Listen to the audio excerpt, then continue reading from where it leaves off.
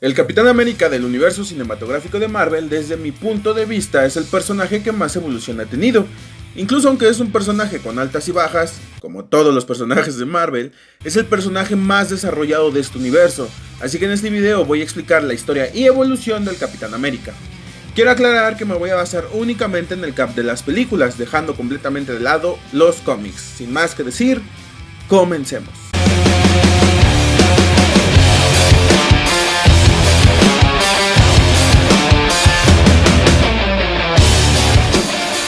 A ver, empecemos con un pequeño resumen de su inicio como el Capitán América. Steve Rogers, alias Capitán Referencias, es un joven de Brooklyn muy escuálido que desea unirse al ejército estadounidense para ir a la guerra, porque según él es el deber de un hombre. Dado que es un tipo muy frágil y con muchas enfermedades, es rechazado una gran cantidad de veces hasta que el Dr. Erskine, creador del suero del supersoldado, lo elige para ser el primero de esta especie. Contra todo pronóstico, Rogers logra superar este experimento y así es como comienza su historia. Como ya lo mencioné anteriormente, es un personaje con altas y bajas. Por ejemplo, en la primera película vemos a un Steve Rogers que trata de seguir al pie de la letra todo lo que le ordenan en el ejército, con el fin de acabar con Red Skull. Mientras que en Civil War se pasa por el arco del triunfo todo lo que le dicen, con el único fin de salvar a su amor Bucky. Aunque esto voy a explicarlo más adelante. Volviendo un poco a su primera etapa como el Cap, como ya dije, este trata siempre de hacer lo correcto para su país y sus amigos. Tal vez indirectamente se podría decir que vemos a un Steve patriótico, pareciéndose un poco más al de los cómics, aunque es importante mencionar que cuando algo va en contra de lo que él cree, no le importa romper las reglas siempre y cuando él crea que está haciendo lo correcto. Un ejemplo de esto es cuando va a rescatar a Bucky y su escuadrón. A pesar de que Phillips le dice que vaya a seguir siendo un bufón, al Cap le vale y toma la decisión de ir a rescatar a su amor eterno. Incluso esto es una constante en todas sus apariciones, y no me refiero a que siempre vaya por Bucky, sino que a pesar de ser un hombre que trata de seguir siempre las reglas y las órdenes, cuando es necesario se pone rebelde. Posteriormente lo volvemos a ver en Avengers, en donde aún mantiene ciertas características que le podemos ver en el primer Vengador. Sin embargo, es aquí cuando se da cuenta que el mundo ya no es como solía ser antes de quedar congelado.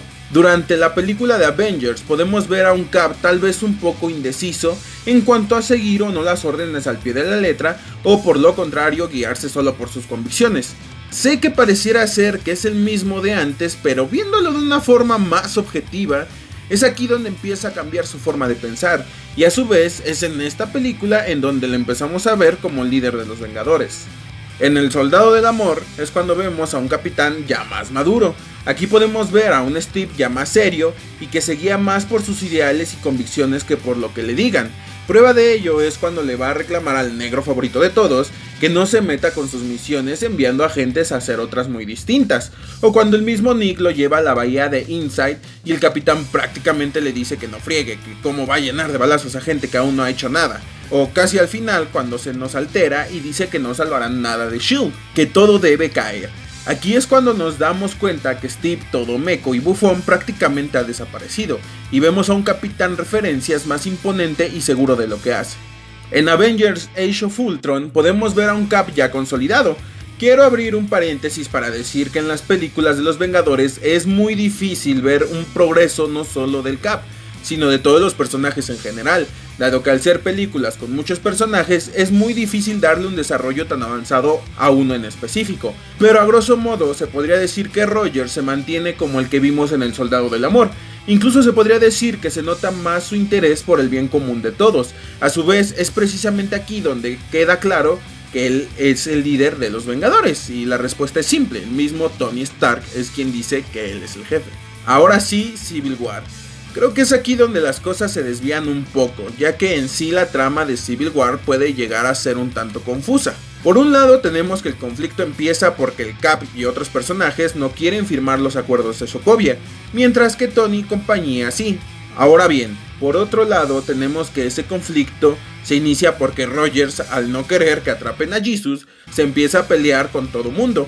Y por otro lado tenemos que el conflicto surge porque solo Marco Antonio Solís, el Hombre Pájaro y Steve saben que el Barón Zemo planea despertar a los hermanos del Bucky para acabar con el mundo.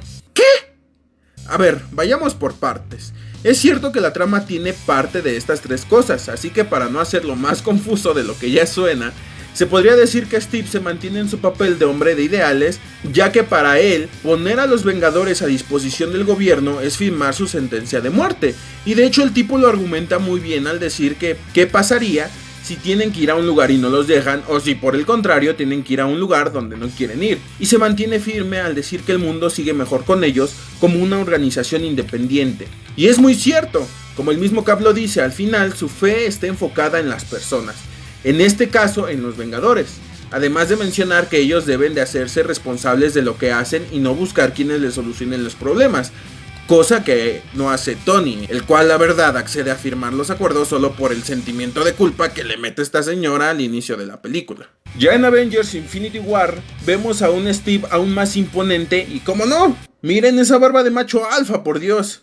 Aquí es donde hace valer sus palabras de centrar su fe en las personas, ya que lo vemos protegiendo a la gente, más específicamente al bulto de Visión, de las amenazas, al lado de otros más como Falcon o Wanda, sin importar lo que les digan.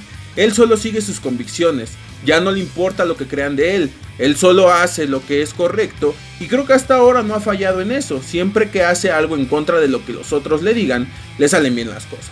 En fin, de forma particular el Cap es mi personaje favorito del universo cinematográfico de Marvel. Como digo, creo que es de los pocos personajes que tiene bien definidos sus ideales y que está mejorando película a película, lo cual lo hace un personaje bastante rico en cuanto a historia.